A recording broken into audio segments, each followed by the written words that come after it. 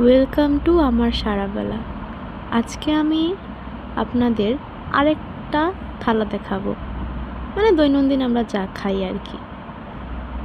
আজকে ছিল সালাদ, ছিল লেবু আর শসা, করেছিলাম উচ্ছে ভাজা আলু দিয়ে, আর কচুর যে মুখের অংশটা থাকে সেটা কালো জিরার আলু ফোড়নে কুচু করে ভেজে ভাজি করেছি।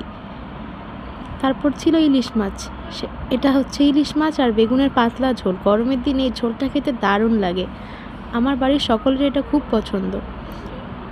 খুব বেশি তেল মশলাতে পড়ে না, তাই গরমে এটা খাওয়ার জন্য খুবই স্বাস্থ্যকর।